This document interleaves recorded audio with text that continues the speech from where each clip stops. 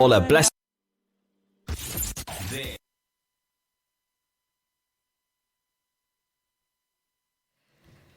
Good evening.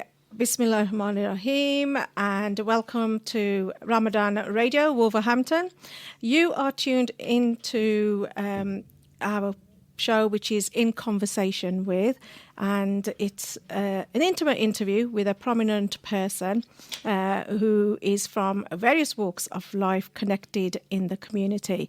So In Conversation With, we'll share stories and insights from the guest where they will talk about their personal life, their family, career, and more with me, Alvina Ali. Now, if you'd like to drop a question, you can do in the second part of the show by ringing in on 01902 972 150, and also you can text in on 07 440 420 432.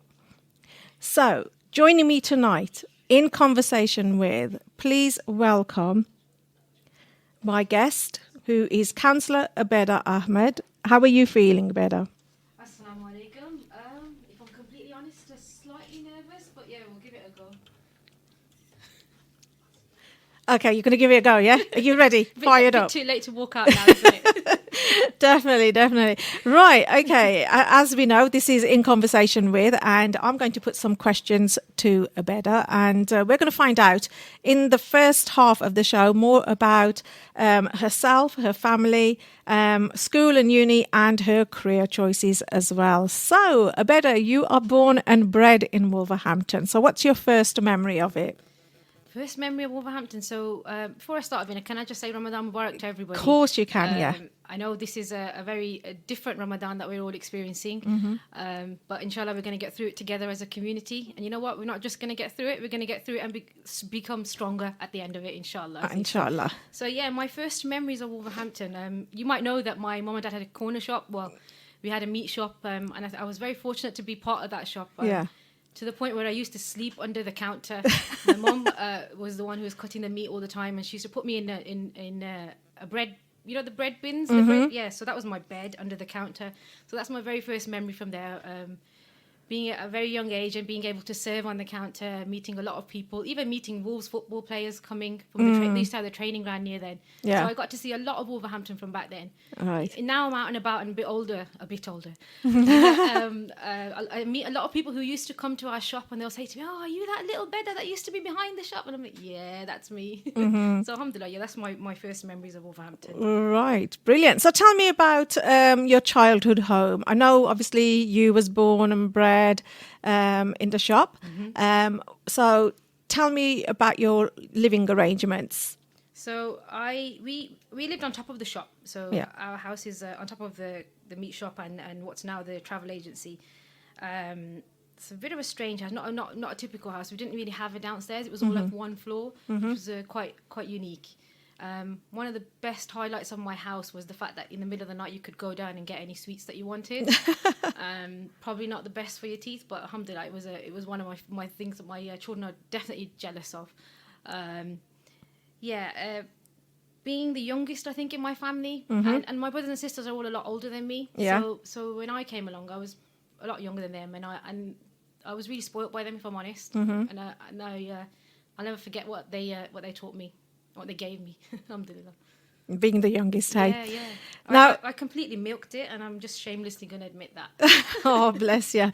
Right, now you touched on your sisters and brothers. Now, you're the youngest of all the siblings. I am. 2 sisters, older, 2 brothers. Yeah. So can you tell me a story or memory about your brothers and sisters as well?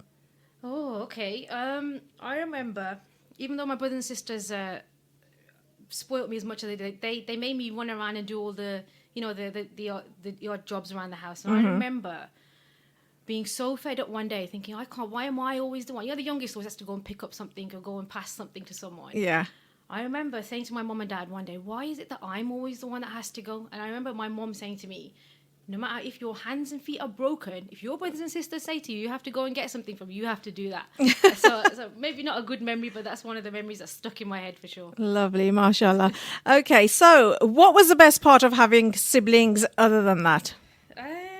So I think the fact that if I'm completely honest, and I probably shouldn't admit this online, but never cooking.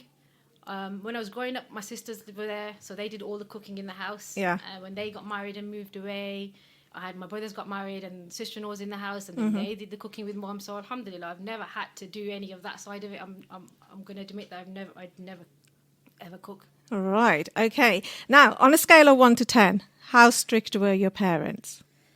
My parents weren't strict at all, as in they spoiled me being the youngest, but we had our traditional values, we had our religious values, alhamdulillah. We did all of that, part of the community. We were big members in the masjid, alhamdulillah. But in terms of anything I wanted to buy, anywhere I wanted to go, my mom and dad did it all for me. My childhood memories are very happy, alhamdulillah. Oh, that's good to hear. That's good to hear. So, talk about childhood memories. So, what is the best part of being part of your family? So, being part of my family, I think it's one of those things, family is as you get older, you appreciate what you've got or what you've had. Being part of an extended family, we had my uncle's family were very close to us growing up, and they, seeing the relationship that they had, because their house was a bit different to ours. Their brothers and sisters were, in terms of age, were a lot closer. And I think you kind of learn growing up with how people respect each other differently, that love that you have for each other. That I think it's very valuable, and I think having those lessons from a very young age helps you cope with what situations life brings to you. You know that you're there for someone just because they need you, but not that you're going to gain anything out of it. You do something just because they're your family, or you do to help someone, because one day you don't know who you're going to need, and that's True. something that's come back to me, and you learn that a lot. Alhamdulillah, those strong relationships come back to you. Yeah. So, talk about coping with certain situations as well. You lost your dad as well, didn't you? Yeah. So, what do you remember mostly about him, and what do you think he will be mostly proud about looking down at you? So my dad, he loved politics. Actually, he would have absolutely loved the fact that I'm a counsellor. He was genuinely very proud of me. Anyway, he was very proud of the fact that I was a pharmacist. I remember my mum and dad both never went to school, so for them, education was a big, really important part of our life. I remember the day I brought my exam results home. Yeah. I still remember the hug my dad gave me when I passed. Yeah, those are the kind of things that you can't buy. Those memories you can't buy. Yeah. My dad, he loved my children a lot. Sorry. No, I know. He was. He's left a strong impact on their lives. Yeah, he was always around, and wasn't he? I've seen it, and so and you know what I loved about your dad as well. He'd treat other people's daughters and sons like his own. And I remember visiting, and each time I used to come round to your house, he goes, "Kidaman di mo batiyagiya." And you know what? He used to always come out with his one-liners. Yeah. I know, and you know what? I just used to love him. He just used to make you feel so part of the family as well. He did. But he knew how to shout at you as well. Yes, he did. And when there's something to be said, he said it regardless of who was there. And that was one thing about my dad. He was a straight man. What you see, what you saw is what you got. What you got, definitely. So, what's the thing that your parents, do you think, have taught you best? I think never forgetting where we've come from. It's really important. I mean, alhamdulillah, I've got my career. I'm a public figure now, but never forgetting that where we started off. Yeah. A small house on Dunkley Street, where parents were uneducated, went to this simple school, simple life. But alhamdulillah, we had everything. We had our family, we had everything, and I think that's really important. All right. Okay. So, things you're proud of the most. What would you say they are? I think I've already mentioned this. The most, I'm proud of quite a lot of things, if I'm honest. Alhamdulillah, I've had a very lucky life. But I think one of the highlights has to be my professional career. Yeah. Like I said, my dad and mom never went to school themselves, and for them, when I got my pharmacy degree, it was a big thing for them.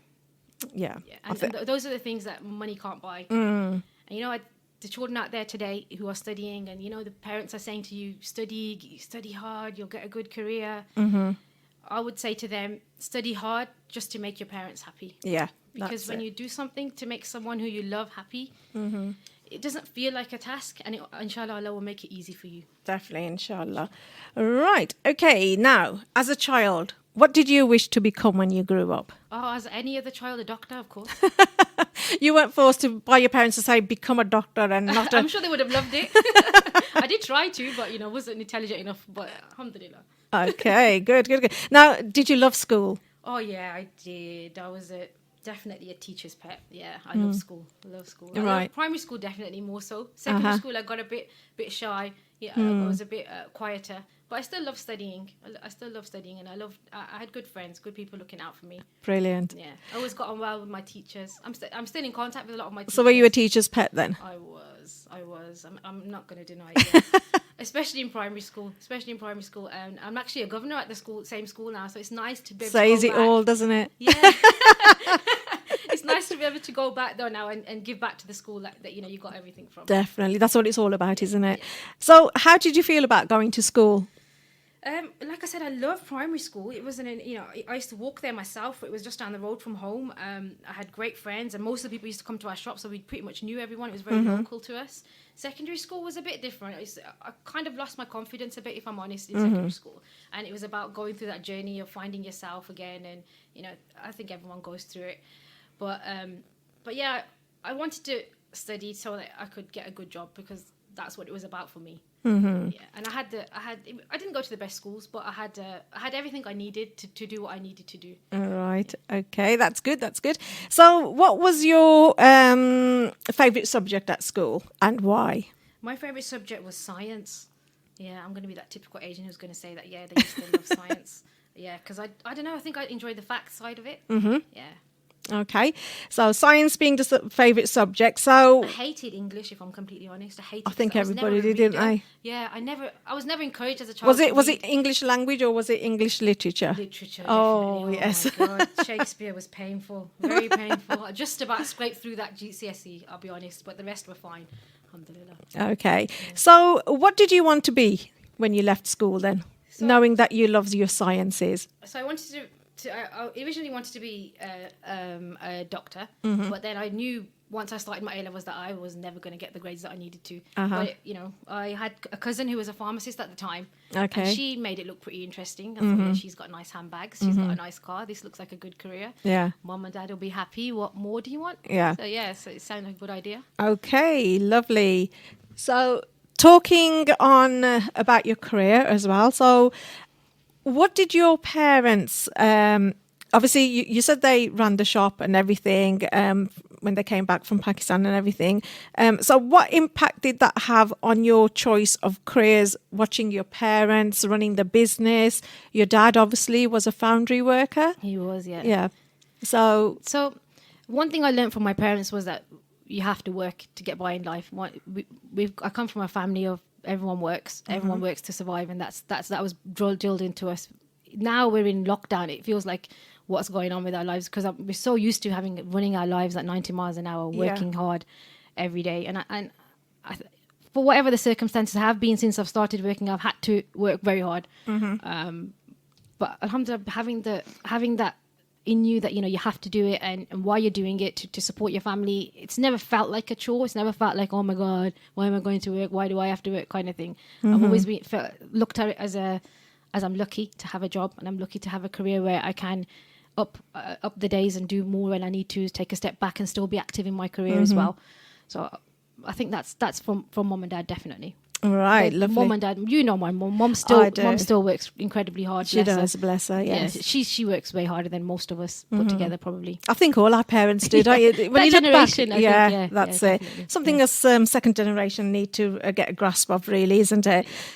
Okay, so when you went to uni, tell us about your career choice, and obviously how university was for a young Muslim girl growing up and moving away from home and studying. Yeah, so I went to university up in Sunderland. So yeah, very far. I had to move away from home. And although my mom and dad were very encouraging for me to go and pursue a professional career, when my dad found out that I was moving away from home, he said, forget it, sit at home, you're not going anywhere, there's no need, just stay at home, get another job, but my mom was like very adamant. Alhamdulillah, my mom's very strong-minded. She said no, she's going to university and that's it.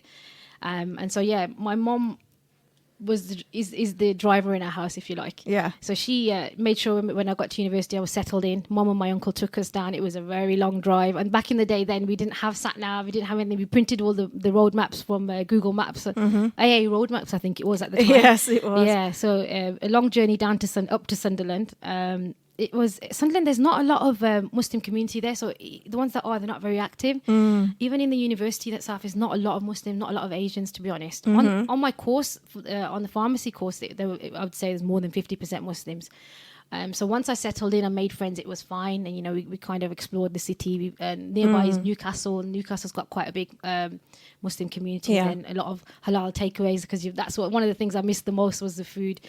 But yeah, it was hard. I'm not gonna lie. Moving away, especially when you live in an extended family and there's young kids there, and you miss your mum and dad, and you never had to. Like I said, I've never had to cook, never had to do anything like that before. So moving away, it was tough. Okay, but you learn. You do. From it, yeah. So how did you cope with cooking and stuff? My mom used to send me food. Good old moms, She did. She used to send. She even bought me a freezer that I could keep in my bedroom. Bless her. Yeah. So she'd send me with all my food. I tried it for a little while, but even my friends were like, "Just forget it. Just forget it. You can't do it." Yeah. So yeah. So I had good friends who could cook. Alhamdulillah. That's we had good. a good time. They used to make grand meals, and I used to be the one who used to cut the onions if I was looking. And even that I used to do wrong according to them. So, so did you cry when you cut the onions? Oh yeah. Yeah. Oh yeah. Yeah, we tried it, but like I said, they just said to me, sit down, you can't do it. Okay, so you're a pharmacist. Yeah. So what led you to this profession, and why did you choose to be a pharmacist? So like I said, I wanted to do something which was science-based. I wanted to do something which allowed me to work in the community. And you're at that phase where you want to learn something so that you can give back to where you've come from. Yeah. As I said, I didn't get into medicine, and this seemed like the second best option, really. Not very exciting. But it's a good profession to be in, though, isn't it? Yes, it is. Like I said, it's one of those careers that you can step up when you need to. Yeah. And you can do more when you need to. You can go into hospital. There's a lot more that you can do now than when I qualified. When I qualified, there wasn't as many options, which is great. So, it's something that's evolving with the times. That's good. Especially with all this COVID now. I've looked back at my diary last week, and I had worked 40 days straight without a day off. I think the only day I had off was Easter Sunday and Mother's Day, because I made a point to have off. But yeah, it's something that it's a skill that you can give back to your community with. Right, excellent. Now, talking about skills and giving back to the community, I think you know where this is going to go. So what actually compelled you to become a counsellor? And also tell me, what's the hardest part of being a counsellor as well? So shortly after my father passed away, I was going through a period when I thought, I really want to do something in the community which lets me keep Dad's name going. Yeah. So people remember him. And from Allah, one of those things that I got a phone call from a couple of brothers in the community who said, we need female Muslim representatives to in the council. We've got no one at the moment. We really need that representation. Someone who's educated, someone who can, help us in this department. And I just started laughing. I was like, "You're having a laugh, brother. This is me who's so shy, someone who never speaks up. Like, no, can't do it. But then I thought, you know what? Give it a go. I went along, and I actually liked it. I liked the people I saw, and I liked the fact that you could just get stuck in. And some things are just meant to be from Allah, and it happened. And I'm very grateful for the opportunity when it came along, and that I was sometimes when you're in the right place in the right time. It was one of them. Oh, okay. So, yeah, I suppose it works out in the sense that obviously you wanted to give back to the community. And it's something that your dad would have wanted to get involved in. He would have loved it. Yeah. He definitely would have loved it. He would have probably been at every single meeting with me taking over, though. That probably would have been the hardest thing for me. But yeah, holding your hand, eh? I don't know about that. Him holding my hand, but then at the same time shouting at me when I need to be shouted out. Oh, right, okay. In terms of the hardest thing about being a counsellor, so like I said, I was really shy. I am really shy, and public speaking has been really difficult. Public speaking, it meant I had to go out there and take some training and develop myself. Yeah. But again, it's an opportunity that's allowed me to develop. I'm very conscious of the fact that being the first female Muslim, especially hijab wearing counsellor here in Wolverhampton, people will look at me and think that they'll have an image of what Muslims are like, and I'm very keen to make sure that that image is a good image. Definitely. For whatever this media makes them think, they shouldn't be thinking that. And I'm very keen that I portray our Islamic values, our cultural values, everything I've learned from my family and my deen. I want to portray that in a good way. And I think this is a perfect opportunity. Brilliant. Inshallah. Very good. Any regrets in going down the line of becoming a counsellor? I suppose it's not easy, is it? It's taken over my life. If that's one thing. It meant I had to take a step back from being a pharmacist. Yeah. I took a step back. Like I said, it's one of those careers where you can take a step back when you need to. More so to learn the ropes, if you like, to get to know people in the community. And I think that was quite necessary at the time, especially completely being new to everything around. And, you know, when you kind of get by in your own bubble. Yes. You day by day, you don't really take notice of what's going on. But taking that step back from pharmacy allowed me to go out there and spend time with people in the community. And you know what? There's some absolutely amazing people out there doing some great work and doing it just for the sake of doing it, not for any reward. Yes. Yeah. Yeah, well, obviously we will be thanking the nurses and the volunteers. We'll be doing that towards the end of the show anyway. So where do you see yourself in the next 5 years then? Oh, that's a hard question, isn't it? At the moment, it seems a bit doom and gloom, if I'm honest. It seems a bit doom and gloom in terms of it's going to be hard after this virus. You know, financially, it's going to be difficult for everyone. So there's going to be a lot of work to do out there in the community to support each other. Politically, there's been a big change, so that will be interesting. I think I've got a few years left in the council, and I'd like to see if people want me to stay on. I'm happy to stay on. Put it that way. Okay. I've also just recently got a new job in a different pharmacy, so I'm looking forward to starting that soon after Ramadan. Oh, lovely! Congratulations on that as well. Then, thank you. Right. So, what advice would you give to someone wanting to enter either the profession of being a pharmacist or a counsellor? Okay, so especially for a female, did you say? Sorry, it could be female, male, anyone really. Okay. Yeah. So in terms of a pharmacy, it's a good career. It's a professional career. It's one of those careers where you can. It's a clean job, if you like, and it's one of those jobs that you do at work and you don't take the job home. Yeah. So it's whatever the hours are, you do your hours at work, you clock out, and then you go back to your family life. And for that, it's very good. You know, there's not a lot of jobs out there where you can switch off as soon as you get home. The downside of that is now what I'm experiencing through lockdown is that we're one of those people who have to go out there to work. You can't work from home, so there's no flexibility there. When you're a mother, pharmacy hours are very long. So you know, in terms of school hours and school drop-offs, it's been tough to find something that works around all your family life and getting that balance. Yeah. So, but alhamdulillah, the options are there. There's always options that you can do. In terms of a counsellor, if there's one thing that I could look back on after, you know, whenever I finish being a counsellor, one thing that I would love to achieve is to open the door for other, especially sisters, to come forward in this role. Yeah, very good. I think you've already done that. You're quite inspirational. I don't know about that. And obviously a role model for many of the Muslim young girls as well. So I think you've achieved quite a lot in your young age as well, haven't you? I don't know. When people say that to me, you know, you're a role model, it makes me feel like really I haven't done anything. It's nice. I'm not going to lie. It's nice to hear that. I had a sister text me the other day saying she started wearing hijab because of me. Wow. And I just thought, wow, subhanAllah, that's amazing. That is something that I never set out to achieve, but as a it's quite rewarding for you anyway, isn't it? It is. There's a lot of good in this, alhamdulillah. But yeah, I'd love to make it so that sisters come forward and feel comfortable doing this role. I go into my meetings and I'm often the only female there, and it's tough. It's tough. Being amongst the male-dominated It's definitely a male-dominated world, Yes. And it's about maintaining your modesty, but at the same time being a strong community leader. Yeah. Right, now, if you could ask the president one question, what would it be? President, I would say, how much Dettol have you got in your back room?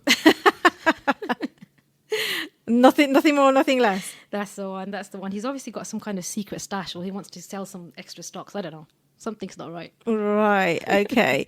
So, also, with regards to family as well, do you remember your family talking about politics and things? And did that ever inspire you to go down that line? Yeah, we've always been like, our family's pretty active politically. We've always voted. We've always gone out there, especially even like back home politics. They, especially on my in-laws side, they've all been quite forward active. So they were really excited when I stood in this role.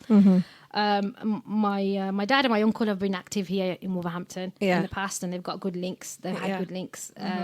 But I don't think they ever imagined one of us to go this far, if that makes sense. They never imagined, especially one of the girls, to go forward and do this. We're one of those families, alhamdulillah, who politically think the same way, which is really strange. And I'm now more out there. I come across a lot of families who politically, even the mom and dad will vote differently to the kids. I just think it's very strange. But alhamdulillah, we're all on the one straight path. Brilliant. Yeah. Tell me about, obviously, your husband and children. You take your children with you, don't you, to some of the social events. How do they find them? So I've got four young children. My oldest is 11. I've got 2 boys, 2 girls, alhamdulillah. My youngest is 6 years old. So they're at that age where they like to get stuck in. And if I'm going, they love social events because being part of a big family, they're quite used to being around a lot of people all the time. So any type of social event I have, I like to take them along. It's learning for them as well. It's developing their skills as well. And it's about learning different cultures and different settings, environments around them.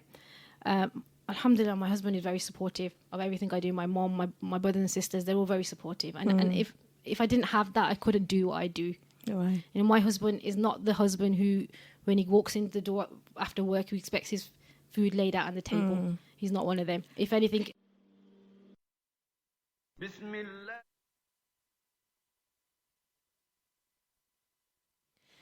Okay, welcome back. You're listening to Ramadan Radio, Wolverhampton. I'm Alvina Ali. And as you heard, I am in conversation with Councillor Abeda Ahmed. Now, just before the break, we got a good insight into Councillor Abeda's family life, her school, university, career and job as well. Now, usually we always see Councillor Abeda out doing her jobs as a pharmacist and also as a counsellor. But do we really know these people behind these titles at all? Well, this is where In Conversation with Alvina Ali kicks in, where we get to find out the real person, the prominent person who is in our community as to what they really are like. Now, Abeda touched on that she didn't think that she would get emotional. So that's another side to her that I've seen in the studio. And you guys might have heard it through her voice, especially when we touched on the topic with regards to her dad. So what we're going to do now is we're going to talk about religion, food, and we're going to do some wrap-up questions as well. So, Councillor Abeda, let's divulge a bit further. Okay. Are you ready? Yeah. Right. Now, you touched on that you're a practicing Muslim and you believe in Islam. So, just for our listeners' sake, can you actually tell us why did you choose the faith? Obviously, because our parents brought us up and we just followed in our footsteps of our parents. And at what age did you sort of strictly become a practicing Muslim? So, alhamdulillah, obviously, like you said, with our parents raising us the way we are, religion's always been at the heart of everything we do. I, from a very young age, went to one of our local masjids. Our masjid was very active in pushing us in every aspect of our life. Making us get involved in activities outside of the masjid and just to get our religion out there. I think one of the things that I look back on in terms of wearing my hijab is that's like the visual thing of how active you are, I guess. Yeah. In terms of wearing my hijab, I was one of the first in my family to wear the hijab. My mom and dad never told me to wear the hijab. It was probably something that I saw the people doing and I thought, yeah, I want to do that. Encouraged by people from my cousins, encouraged by my mosque, encouraged by that. So I think growing up, that was one of the important things in my life. In terms of getting active in the deen, it's always been, I've always prayed. Everything we've done. We're one of those families. My mom's very modest in everything she does. She's not very flamboyant, going out there kind of thing. So keeping it real and remembering why we're doing everything we do and remembering that we're accountable for everything. And that's something that my parents have always brought back to us. And I don't know, it's one of those things that's always been deep in my mind that one day you're going to be asked why you're doing this. And I think if you remember that in everything you do, you kind of question why you're doing it. Why you're doing it and what you want to achieve out of it. Even like in terms of having that link with the masjid and having that link with your deen makes everything you do easier. So like I said, I struggled with public speaking. I struggled with interacting in male meetings. I struggled with all of this initially. Every time some new challenge comes to me in life, there's always an option in your deen to go back to. And the more you go back to it, the more you realize this is why, this is right. This makes sense. This is why we're doing it. You know, there's so many good examples in our community through who have helped me. So many. In terms of public speaking, which was like one of the biggest things for me, in our masjid, there's some great public speakers. And I often looked at them and thought, you know, I want to be like that. So everything around you, it makes sense. I mean, it makes sense. It's obviously the right thing to do. Okay, so now last year you went to pilgrimage to Mecca. I did. In other words, it's Hajj for those who don't know. So when did you make that decision to go? And can you tell us about the build up to it and what it was like? And then obviously on your return, we could see that glow in your face. So for those who haven't been, can you just describe your journey? So Hajj, it was something that I always wanted to do from soon as I qualified as a pharmacist. It was one of my goals, but obviously, you know, life got in the way. And as they say, when you're called from Allah, that's when it's meant to be.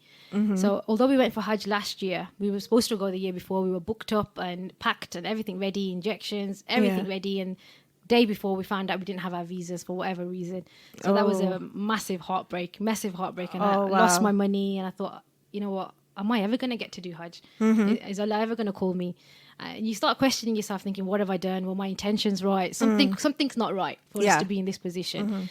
But alhamdulillah, you know, as time went by, we got our money back. It's not the usual, not the done thing that you get your money back from these scams kind of thing. So we got our money back and instantly we booked without even planning it the second time round. Like it was meant to be. Yes. But I feel like when we actually went last year, I was mentally in a better place. I wanted it more, and I feel like I wanted it more for the right reason, not because it's a tick box that we have to do. That's it. And I think initially it was like, oh yeah, I've done my Hajj kind of thing. But when I went, it was something that I wanted to do for the right reason. So we booked with an amazing company just because of someone who the local community who recommended. Didn't know them at all. Did istikhara. I thought, let's just go with this company this time. And they really looked out for us. We met some incredible people there. Still friends with them, still in contact with them. They made sure that we completed all our furs at the right time, but at the same time they made it really enjoyable for us. They had a lot of scholars on the trip who taught us a lot of extra things that probably, you know, you wouldn't have had time to with different groups. And when I came back, it was something that you think you're privileged in a way to have performed your Hajj. Not everyone gets the opportunity in life. So being appreciative that I was able to do that, and with my husband as well. Oh, okay. Yeah. So and protecting it was really important going forward. That's like I said, like I try to do it in my day-to-day life, protecting my deen. Right. Okay, that's good. So what was it like then, actually, when you went to Makkah and you were standing in front of the Kaaba? How did that make you feel? When you first see the Kaaba, it's words can't explain that feeling, and I'm not very good with words at the best of times, but yeah, it takes your breath away. It does, doesn't it's it? An amazing feeling. Feels like heaven, doesn't it? Because It I've done Umrah myself, and this is going back years, and it's just like being in a different world. Yeah. And you don't think about being in the same world, but it just feels like you're in heaven, and your mind is so lightheaded. Yeah. You got no worries about thinking about getting up to go to work, do the cooking, do the shopping, or anything like that. You're just so at peace, aren't you? Honestly, it takes you away from all these worldly things. It takes it completely away. And when after I did my Hajj, one of my friends went to do Umrah, and it was her first time, and she asked me, what's it like? And I said the same to her, you know, I can't explain it to you. You'll see when you get there. And she said when she came back, she said to me, you're right, that experience, there's no words for it. Yeah. There's no words for it, subhanAllah. Right, okay. So moving on to food choices and things like that. What would you cook if you had a guest that you wanted that you wanted to impress? Although I know you said you don't cook. I literally do not cook at all. if I had a really important person coming to see me, or someone who I really want to, impress, and I'd definitely get my mom to do the cooking. No doubts. Bless you, I'd probably choose the menu. I'm very good at eating. Very good, as you can tell. Okay. So, Who would you have at a dinner party if it could be anyone in the world, dead or alive? Oh, Dad would definitely be there. Definitely. Dad, definitely. Yeah, definitely be there. You know what? I would just love every single member of my family to be around the table. That feeling, money can't buy. Definitely. That experience. Right. Okay. Now, obviously, you touched on your mom's a very good cook. Yeah. Have you ever sort of stood by her and taught her sort of cooking skills, picked up anything from her at all? So, I've never taught mom anything. No, to be fair, it's the other way around, 100%. So recently because a lot of people have tasted mom's dal of all things. For those people that know me, they know I hate dal. I shouldn't say I know I've got a rosa or whatever, but it's not one of my favorite choices. And if I had a choice, I would never go for the dal option. The day mom makes dal is a day Abeda gets a takeaway. So, Auntie, if you're listening, please, no dal for Abeda. No dal, not any type of dal, please.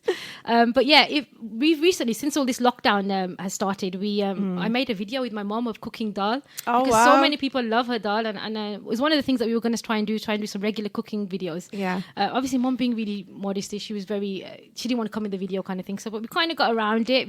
So she's just showing her hands and just the handy cooking. Bless but her. yeah, it's actually quite good. It's a nice memory to keep as well. It is, isn't it? It's something I want to try and do with other dishes, inshallah. Oh, you'll have your own YouTube channel soon, won't you? Yeah, maybe. Yeah, from pharmacist to counsellor to a why not? YouTuber. Right. Okay. So, what's the best meal that you've ever eaten then? I like best meal. I like any food, if I'm honest. I like traditional Pakistani food, but I don't like roti, if I'm honest. Roti salah. I prefer the biryani and the fancy dishes like that. The malai boti, the gajrela, the fancy dishes that, mashallah, my mom makes so well. So yeah. Okay, cool. So, what's the one food that you could never bring yourself to eat apart from dal? What's that thing? Is it mugs? The brain when they cook the brain? Oh, yeah. Oh, it looks like scrambled eggs. Yes. I can't do it. That's a big no for me as well. Can't And do buy it. Is it? Yeah. Oh, no. Can't be My having sister that. loves it. Absolutely loves it. And no, I can't do it. Right. Okay. So, what's your ideal pizza topping then? Chicken tikka and veg. I like it spicy. If anyone's especially, this is the worst question to ask Alvina at this time. I know, but it's got to be done. We've got to know everything about you. So by this time, everyone will be up with knowing what you are as a person, what your choices are. My life revolves around food. And not cooking it. So you got stopped now on the streets by people and say, oh, yeah, we heard you say this and that and everything. All right. Okay, we're going to do some wrap-up questions now. Okay. So tell me about some of the places where you've been the happiest. I'd say Hajj was definitely one of them, 100%. And I'm a really boring person. I'm going to home with my family around me, especially my kids. Oh, bless. Yeah. That's good. So has there been anyone in your life that you would consider a soulmate? If so, who? People will probably expect me to say my husband right now, and if he's listening, he's probably expecting me to say it as well. But I'm sorry, I'm going to say my mom. I knew you'd say your mom, bless. Mom's the first person you talk to in the morning, the last person at night. You know, everything, any little thing, any happy thing. So even now when I'm on my way here, I was leaving the house. She's like, what time are you going to be on? She's sitting there reading Yasin Surah so I don't screw up and say something really bad on the radio. But no, every part of my life revolves around my mom. Yeah, our moms are our best friends, aren't they? As well as being our moms. Oh, 100%. They're everything to us, aren't 100%. they? Right. Now, if you could change anything about yourself, what would it be? To be a bit more patient, I'd say. I'm definitely not as patient as I would like to be. I think we live in this kind of world where we expect everything to happen on the spot kind of thing. Yeah. We're raised like that, aren't we? I suppose.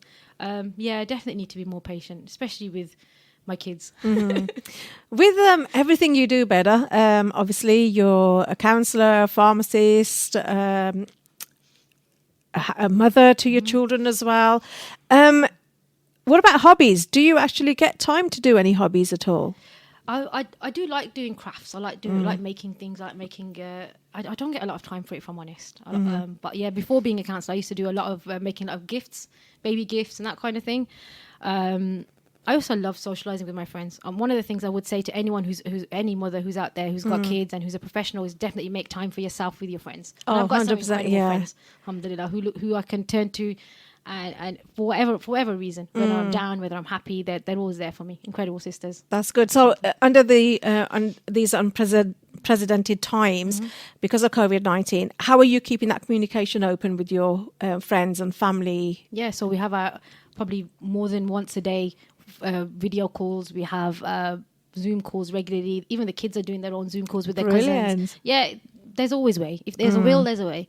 Mm-hmm. Yeah. Right. So how do you feel about your major decisions in life, such as profession, studies, and even marrying your husband? So every time I have to make a big decision, I always perform Salatul Istikhara, because I know whatever the outcome, it's meant to be.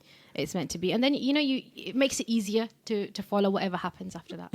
Even when from the big decisions, my marriage, career, everything, but even the smaller things in life, even like buying a car, I still do it then. Because, for you, you don't know what's going to happen as a consequence of it. So, yeah, it's a tool. It's there to be used. It is, that's right. Yeah.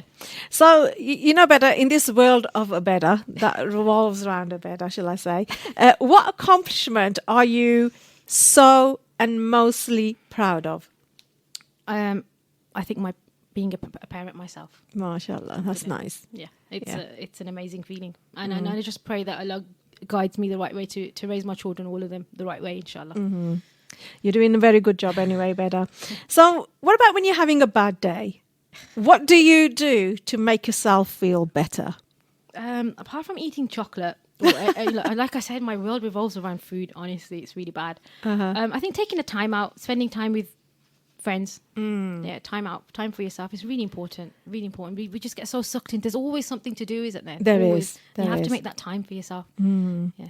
Talk about time for yourself. What's on your bucket list at the present moment?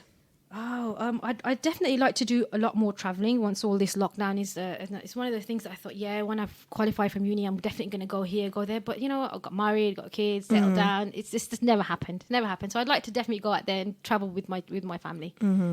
Right. Okay. So obviously, what is the best piece of advice that you have received? I know you go a lot to Pakistan. You visit your family, your friends there. Is there anyone in particular there that's always been an inspiration for you? Yeah, we've got quite a big family in Pakistan. Most of our family is in Pakistan, actually. There's a lot of... my mum's got a lot of brothers, bless them, mashallah. They're all very wise. They've been out there kind of thing. They're practicing in the deen. One of my late uncles, who always said to us, stick to your deen.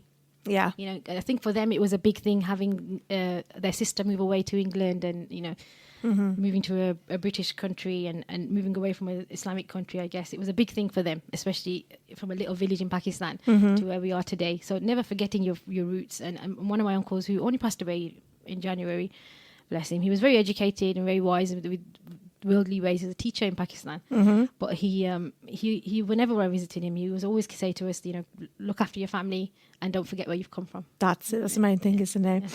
Right. So what's the one thing about yourself people might be surprised to learn? Oh God, is there any more apart from the fact that I don't cook? I'm going to be brought down for that. Don't know about me. Can we come back to that one? Yeah, of course. I'm just going to go into a text message here. It's actually all the way from Pakistan. Oh, wow. He goes, "Hi, I am Athar from Pakistan. I am listening into your show. Can I say you doing a good job?" Oh, bless. Thank you. There you go. So that's a nice message there from someone all the way in Pakistan. And they've actually got a mention live on the airwaves. So bless them. Thank you, Athar. Thank you for getting in touch with us with regards to your text message as well.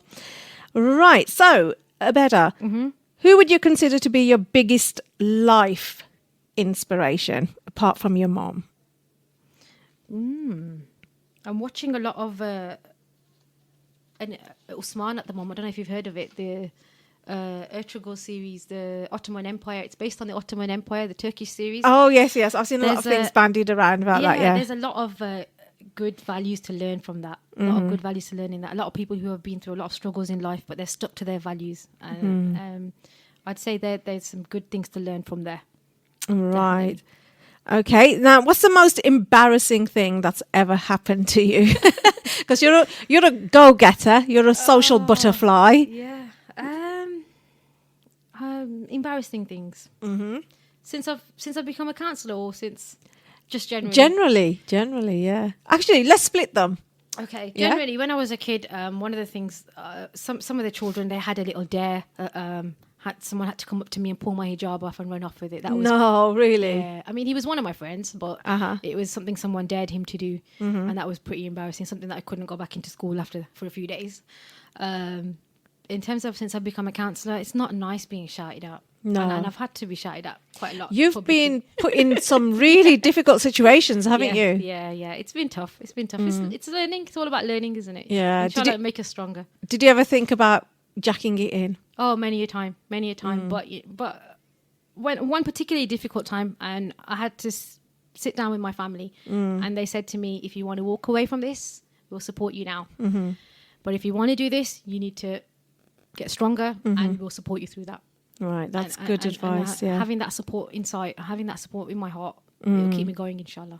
Right, okay, we're going to go into another message here, and it says, a message to Abeda from Naz and Husna. Missing my bestie and can't wait to have our breakfast mornings. I know. She's mentioned a place, but unfortunately I won't be able to say that. Yeah, don't tell anyone. We drop the kids off at school and go and eat. I told you my world revolves around. Look at this. It's always food and friends, isn't it? That's it, alhamdulillah. I do miss my friends though. Really missing my friends. Oh, bless. Well, they are in touch with you even here. Oh, it's so nice they're listening. You can't get away from them. So would you rather, this is actually a good question now, would you rather have one close friend or 100 acquaintances? Oh, definitely one close friend. One close friend can get you through anything. True. Yeah. Yes. There's many acquaintances in life. Yeah. But you need that one person who you can. And actually, I'm very blessed that I can probably in my head think of quite a lot of people who I could put in that position right now. Right. Okay. So what's your guilty pleasure? Guilty pleasure. I like to binge watch TV a lot. I could literally leave the kids on an iPad and do their thing and just let me watch my TV. Bad parenting, I know, but yeah, that's my thing. Okay, talk about bad parenting. Let's move on to something else. Do you think you're a romantic person? Oh, definitely not. I hate it. I mean, honestly, I don't know. Never been a romantic. So you never bought I'm getting uncomfortable now thinking about it. Okay, right. Okay, we've got a call, I believe. Hello? Hello? Hello, you're tuned into Ramadan Radio? Assalamu alaikum, how are you? Wa alaikum salam, we're fine. And who do we have the pleasure of? I am Shireen. Our very own Shireen! You know what, I thought, hang on a minute, did I just say something about coffee and mornings and You're another foodie, aren't you? Yeah, so invite me too, many Midana. Inshallah, But guys, inshallah. ladies, great show. It's so lovely to hear from, two very amazing, strong women. And it's a pleasure to, have Ramadan Radio platforming such amazing women. What do you think? Yeah, obviously it's all women power nowadays, isn't it? We're taking over the show. It's girl power. Abeda, I shall catch you very soon. I'm going to come and see you right now. Okay, inshallah. See you soon then, Shireen. Take care. Bye. Okay, take care. There you go. That was our very own Shireen. What a surprise there. Right, okay. So, Abeda, what's the biggest risk that you have ever taken? Biggest risk, I think, being in a public role is a big enough risk in this day and age with with the media we live in, and everything is so easy to misinterpret. Being in a public role, you jeopardize your kids, you jeopardize your family, your home, your address is public, everything. So it's a big risk. It's a big risk. Right. Okay. Now, I sometimes wonder when I see you, especially when you're going out in your role as a pharmacist, as a counsellor, I'm sometimes thinking, she must have a really, really big wardrobe. So what's your worst ever wardrobe mistake? I'll probably have many, if I'm honest. I've only probably just started dressing differently since I've become more in the public, if I'm honest. Probably since my friends have started shopping for me. Wardrobe mistakes. Classic would be wearing socks with ballet shoes, I'd say. And my niece is always saying to me, "What are you doing, Carla? You can't wear those together." Oh, bless. Right, I've got a text message coming as well from number ending 665, and they're saying, you are doing a great show. Lovely to hear you, Abeda. And that's from Sarah Khan from Wolverhampton. Oh, okay, lovely. Thank you so much Thank for you, that Sarah. message. Thank you, Sarah, for taking the time out to obviously text in as well. The show wouldn't be what it is without you people as well. Right, Beda, if you could own one thing, no matter what the price, what would it be?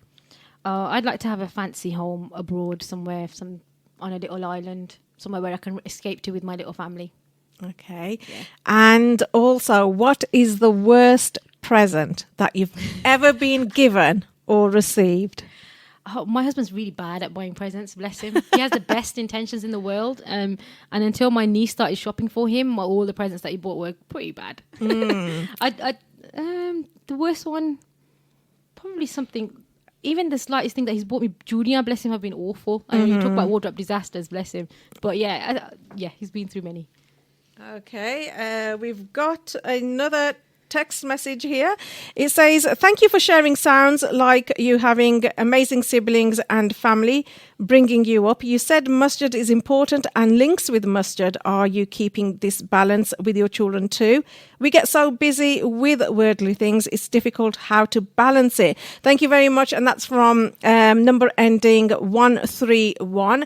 So that's a text message that's come through Facebook, just in case anybody's wondering, because we've got wonderful ways of communicating with our listeners. So thank you for sending that in. So I think, Beda, really, you've touched many people's hearts, believe it or not.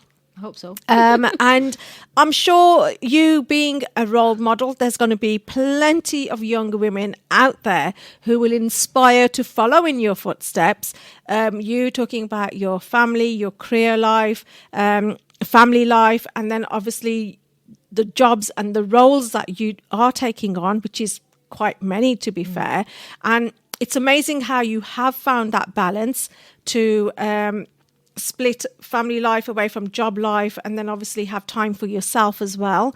So which is quite recommendable. And again, I do want to applaud you myself. And talking about applaud, 8 o'clock, we've got clap for NHS, haven't we? Indeed, yeah. And also Tom Moore, who turned 100 today as well. A special happy birthday, feature Tom. for him.